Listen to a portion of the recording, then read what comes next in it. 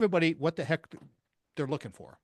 Yeah, so narcissistic personality disorder is a disordered way of thinking that impacts the person's relationships, whether it be at work, personal, romantic, family relationships. It's got 9 criteria. The person has to have 5 symptoms out of 9 in order to be diagnosed. However, I will emphasize that even somebody with narcissistic tendencies who isn't necessarily full-blown NPD can still ruin your life. So don't get too hung up on the labels there.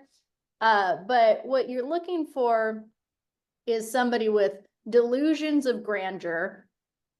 You know, it's one thing to try to manifest success, and it's another to say, I'm going to be a famous actor, but you've never taken an acting lesson. I'm going to have a Lamborghini, but you've been unemployed for years, right? So it's a delusion of grandeur. They have a fantasy of the perfect beauty, of being the smartest person ever, of being the most successful.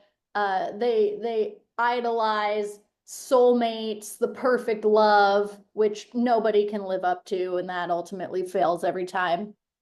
And that comes with an overinflated ego. Another symptom is arrogance. They think that they're better than you. They think that they're holier than thou. They're very pompous, demeaning. You know, they could be mean to the waiter. They could be mean to the customer support rep because they consider them beneath them. You're going to get a lack of empathy. So they might seemingly show sympathy at the beginning, but the more that you get to know them, the more that you realize that they really just do not care how their actions impact other people. They're the most selfish people in the world. You're going to get a gross sense of entitlement. So nothing is ever enough for them. You're never seeing any long-term gratitude or appreciation. If you give them $100, they're asking you, why didn't you give me $200?